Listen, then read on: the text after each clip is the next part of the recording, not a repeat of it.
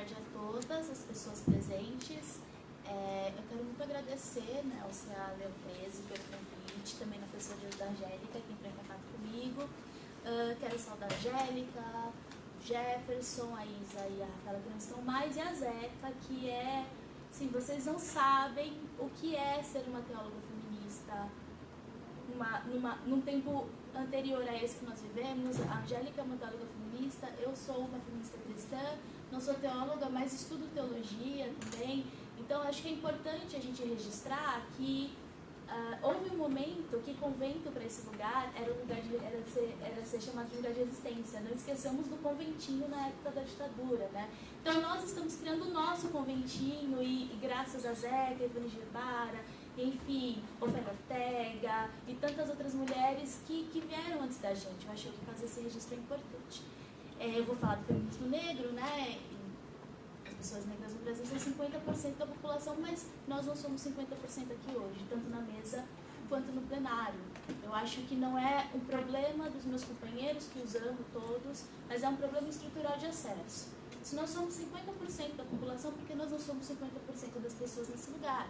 Eu acho que a gente tem que começar a fazer esse registro. Eu também quero fazer um outro registro.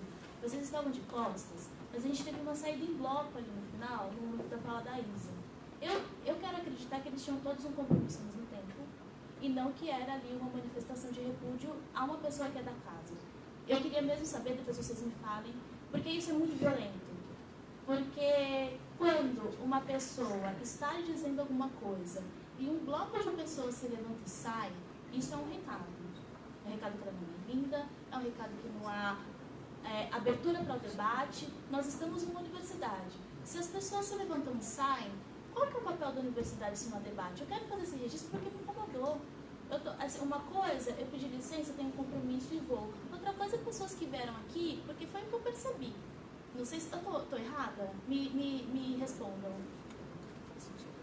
Faz sentido, né? Porque foi uma saída orquestrada. No momento que eu posso estar errada, mas pela minha experiência de militância não. E de assembleia estudantil e tudo mais, né? Então, assim, a gente está bastante tempo nessa estrada. Então, foi uma saída orquestrada. Eu acho que vale o registro, entendeu? Vale o registro. Porque isso foi um refúgio, a fala da Isa, que é uma pessoa da casa, né? Então, isso diz muito sobre o nosso tempo, sobre o nosso momento político. E aí, quando eu tenho pouco tempo para falar, eu decidi falar pouco de 3 coisas. Então, eu não vou me aprofundar em nenhuma delas 3, mas como nós estamos numa universidade, vocês sabem o caminho para pesquisar as outras demandas que possam surgir desses temas. Que a primeira coisa, nós estamos aqui falando de... Vou falar 100, gente. Vocês escutam 100? Porque isso fica chiando, né? Nós estamos aqui falando de direitos sexuais e reprodutivos. Mas existe uma falha quando a gente só fala de direitos sexuais e reprodutivos do ponto de vista das mulheres negras. E essa discussão que envolve direitos sexuais e reprodutivos começa na década de 60 com Davis, com as mulheres que compunham o Panteras Negras, que é um outro termo que representa muito mais as mulheres negras, que é de justiça reprodutiva. Quais são as causas que levam mulheres brancas a optarem por não levar uma gestação à frente e as causas que levam as mulheres negras a optarem a não levar uma gestação para frente? Aqui é ponto pacífico, que a legalização do aborto é uma pauta importantíssima e nós devemos levá-la à frente e brigar com unhas e dentes para que nós possamos conhecer nossos corpos para não engravidar, ter métodos anticonceptivos para não engravidar e, se engravidarmos no momento inadequado, nós possamos sim abrir mão de levar uma gestação à frente. Só que quando a gente olha para as mulheres negras, né, esse conceito de justiça reprodutiva é necessário circular. Porque é a perspectiva de uma população que não aborta porque não vai conseguir terminar a graduação. É uma população que aborta porque não vai conseguir dar mais um prato de comida para esse bebê que virá. Então, nessa perspectiva, quando a gente fala de mulheres negras, nós não podemos tirar o debate dos direitos sexuais e reprodutivos sem debater também justiça social e acesso. Ele tem que estar junto. Então, nós, claro, somos favoráveis à discussão dos direitos sexuais e reprodutivos, fazemos cor e vamos às ruas. Mas tem um limite aí que a gente também tem que começar a discutir, que é justamente a intersecção entre raça, gênero e classe. As pautas econômicas, elas fazem parte da discussão dos direitos sexuais e reprodutivos. Se não há pauta econômica nessa discussão, por quê? No feminismo liberal, as mulheres também querem abortar. E é bom que queiram, e é bom que possam. Mas uma mulher que é uma feminista liberal, ela quer abortar por outros motivos que não de uma parte da população, que é 50% da população brasileira, que se vê impelida a esse, porque senão os outros 3 filhos, ou os outros 2, ou a outra parte da família morre de fome, né? Então esse é um termo, né, que amplia o debate. O que é justiça reprodutiva?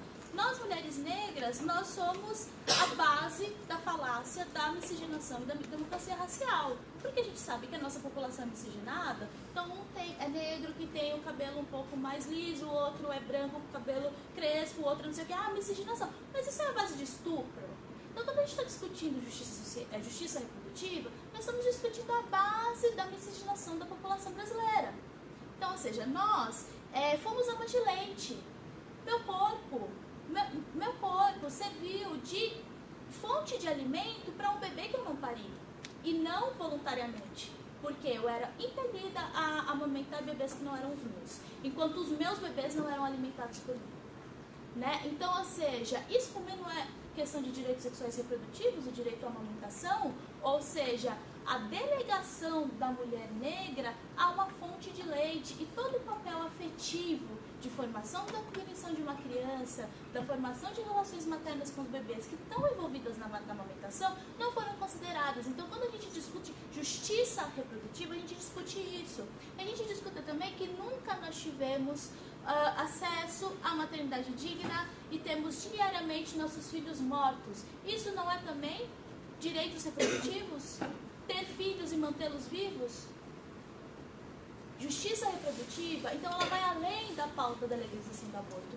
Obviamente é um ponto pacífico, mas nós temos que trazer mais coisas a esse debate. Nós temos que interseccionar a raça, nós temos que interseccionar as pautas econômicas. E aí, para não ficar sem lastro a minha fala, eu vou citar 2 trechinhos do livro da Davis, que é o Mulheres, Raça e Classe.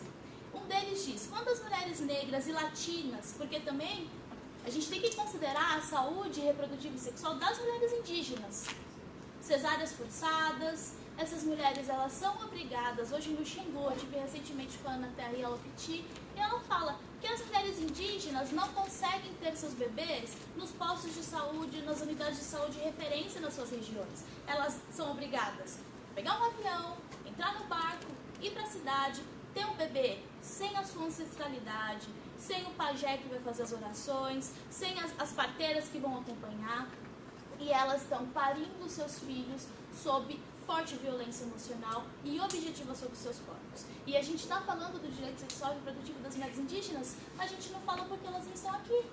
Então fica aí a sugestão para uma próxima edição. As mulheres indígenas sofrem diuturnamente violências obstétricas gravíssimas, de desrespeito da presença do pajé no momento que esse bebê vai vir. Uma mulher indígena, geralmente ela pare acompanhada de um grupo, com a avó que vai dar o nome para a criança, com o pajé que vai ali fazer suas orações, com as parteiras que vão segurar os ombros para que ela possa fazer força. A posição do parto indígena não é o mesmo desse que a gente fica sem protagonismo algum no momento do parto, ali entregue às mãos do profissional de saúde que vai arrancar o bebê de nós. Nós formamos o bebê, nós temos condições de expelir esse bebê por nossa própria força.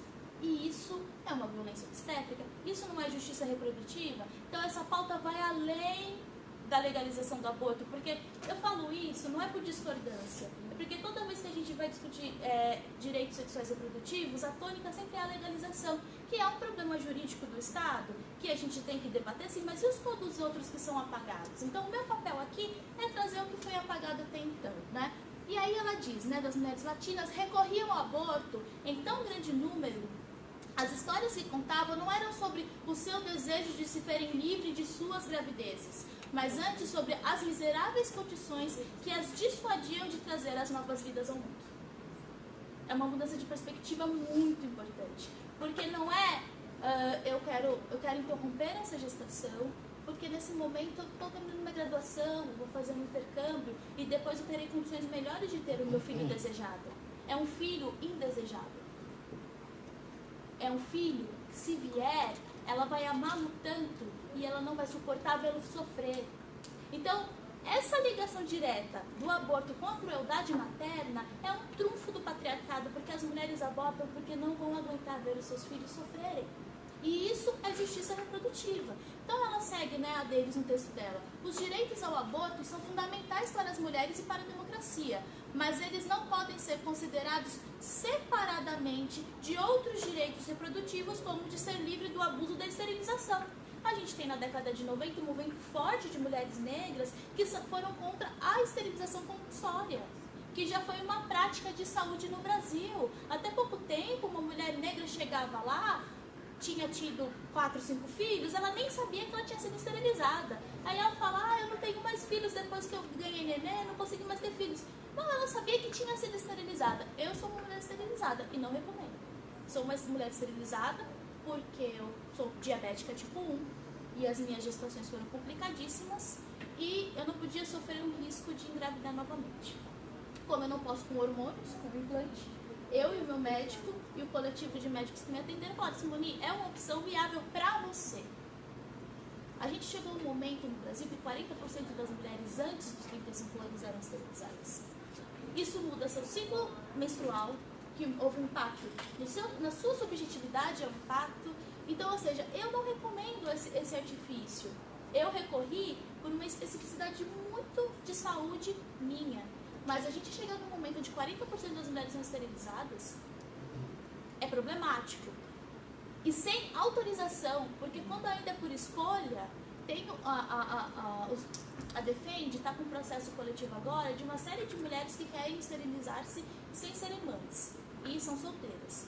E elas querem porque elas são donas dos seus corpos e decidiram que não querem ter filhos. E a regra de saúde no Brasil, né, da lei da esterilização, diz que você tem que ter uma idade mínima de 26 anos, que foi um número chegado com pesquisa, porque viu-se que mulheres que se esterilizavam antes de 26 anos tinham uma margem de arrependimento muito maior do que as que se esterilizavam depois de 26 anos. Só que socialmente dizendo, né, tem aqui depois o médico vai dizer da parte da medicina, mas socialmente dizendo, existe hoje um coletivo de mulheres que querem se esterilizar sem nunca terem tido filhos e sem um companheiro, e elas não conseguem porque elas não entram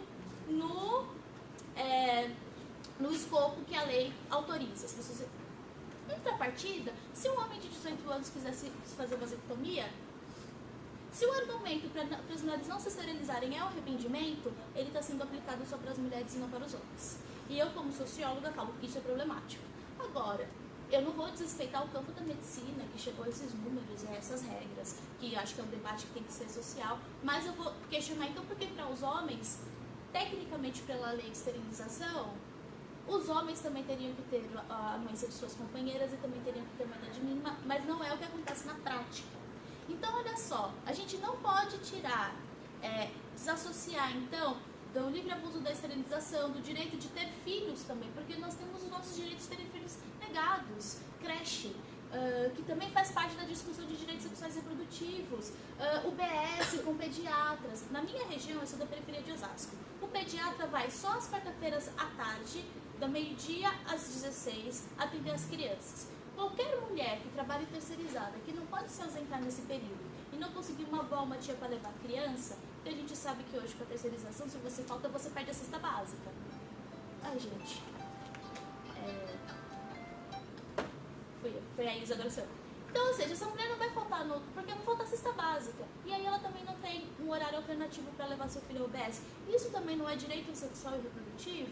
Então, olha só, também não se pode assumir, seguindo com a deles, que uma vitória nesse campo para as mulheres ricas, que são capazes de arcar com os custos do aborto, seja uma vitória para os pobres. Por que ela está dizendo isso localizadamente? Porque nos Estados Unidos, as legislações que regulamentam o aborto, né, é a deles falando, existem lugares onde as mulheres são autorizadas e lugares onde as mulheres não são autorizadas, então há uma diversidade de legislações, mas mesmo onde os estados, onde é permitido abortar até tal semana ou não, as mulheres pobres não acessam esses direitos. Então, não é possível a gente discutir isso sem interseccionar raça e questão econômica. O segundo ponto que eu queria colocar, que é uma coisa que me toca diretamente, porque eu estou no momento de aleitamento, a minha filha tem 2 anos e meio e mama, e eu passei muito recentemente pela experiência de parir, né? um parto totalmente medicamentalizado por minha condição de saúde. É sempre bom colocar o parto altamente medicamentalizado, com interferência cirúrgica, deveria ser a exceção. E o que tem acontecido hoje, principalmente nos convênios, mas também na rede pública, é que ele é a prática. E por que ele é a prática? Tira totalmente o protagonismo desse corpo feminino, do momento do parto. A gente vive há quantos milênios de anos e as mulheres sempre pariram seus bebês e nós estamos até aqui hoje? A indústria alimentícia, por exemplo, a Nestlé, a gente sustentou nossos filhos há quantos anos com o nosso leite e hoje a indústria quer nos dizer que o nosso leite não é potente para alimentar nossos filhos, que o leite da NAN com alta taxa de açúcar é muito mais produtivo, muito mais nutritivo do que o nosso leite. Então, ou seja, há uma série de construções e sobre o corpo da mulher que sempre colocam o corpo da mulher no lugar de não potência. Ela não sabe parir, vamos interferir. A vagina não vai abrir o suficiente, vamos fazer o cortezinho lá. O leite é ruim, vamos fazer o NAN. Olha só quantas dúvidas que se colocam sobre os nossos corpos, né? E aí, eu quero falar especificamente, a gente até conversou um pouquinho antes, que é um termo ruim, a violência obstétrica, mas é mais do que um termo, como a gente já conversou um pouquinho antes, né, doutor? É uma ideia. Quando lá, né, eu peguei aqui o despacho assinado pela Coordenadora Geral da Saúde das Mulheres, a Mônica Almeida Neri, foi no dia 3 de maio. O posicionamento oficial do Ministério da Saúde é que o termo violência obstétrica tem conotação inadequada e não agrega valor e prejudica a busca do cuidado humanizado e do contínuo da gestação, parto, puerpério. Então ela fala que há uma rixa entre o médico que vai... Esse termo fomenta uma beligerância entre médico e paciente. Mas aqui na prática essa beligerância já existe. Nós já somos atacadas diariamente, então, ou seja, essa conversa do Ministério é um ataque direto à pauta das mulheres feministas que decidiram ser mães.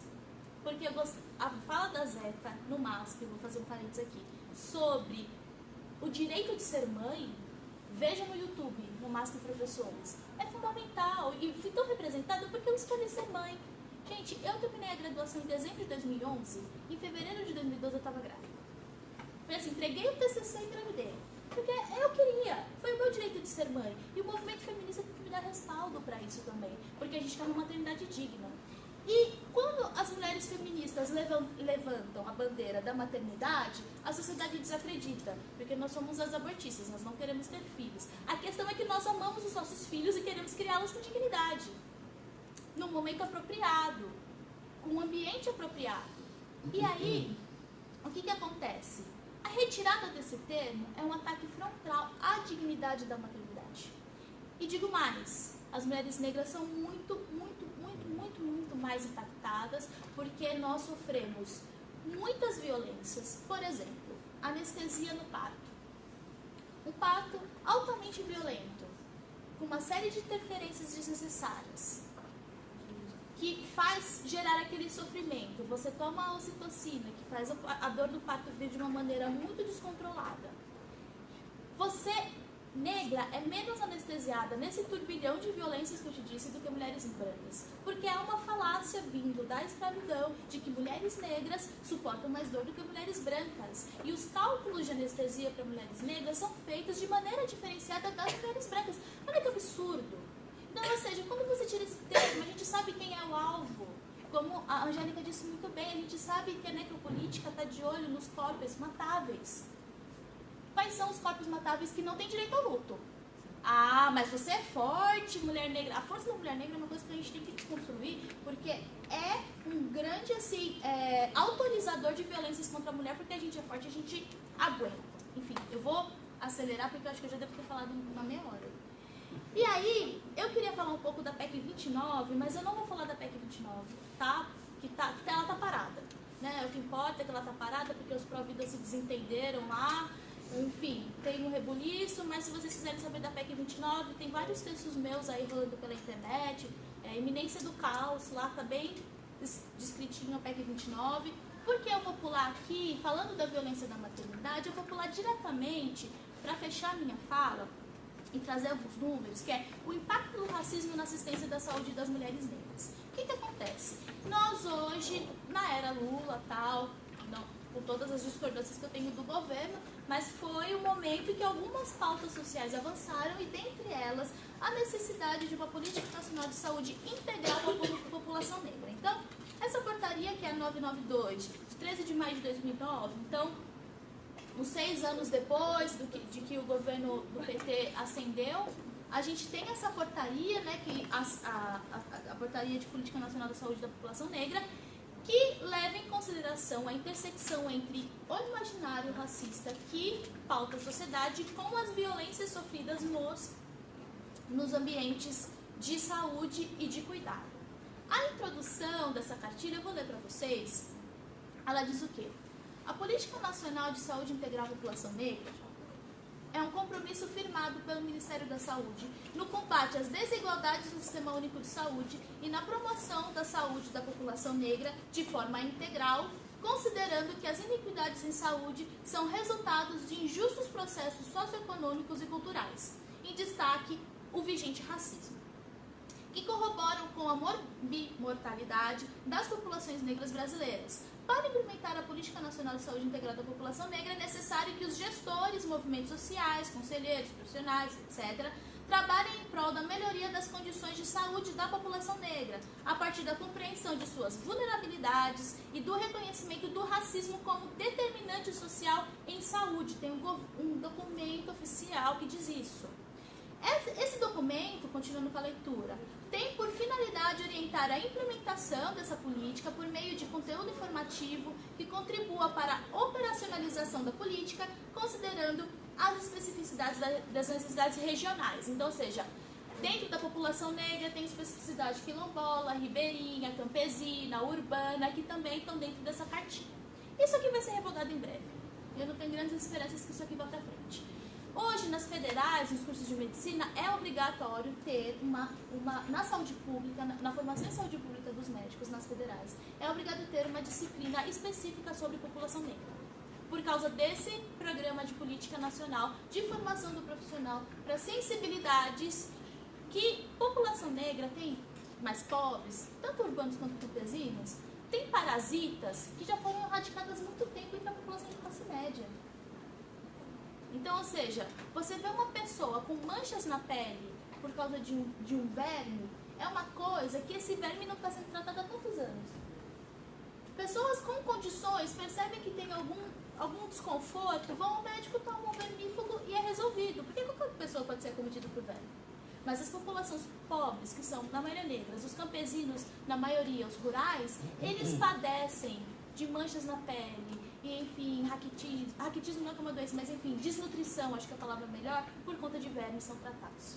É o absurdo da falta de assistência social. É o absurdo da falta de assistência social. E aí, falando disso, quando a gente olha para a mulher negra dentro desse recorte da saúde da população negra, a gente vê que 60% das vítimas de mortalidade materna são as mulheres negras. E que também as mulheres negras recebem menos tempo de atendimento e são menos tocadas. As mulheres negras são menos tocadas do que as mulheres brancas. Existem números sobre isso.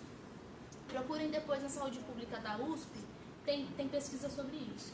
27% das mulheres negras tiveram acompanhamento durante o pré-natal, contra 46,2% das mulheres brancas. Por quê? As mulheres negras, elas engravidam em situação de vulnerabilidade muito melhor e ela, às vezes, nem fala que está grávida para não perder o trabalho de diarista, para não perder os precários que elas têm e levam a gravidez quase até o final, sem se ausentar dos seus espaços de trabalho para fazer um pré-natal que elas têm direito por lei.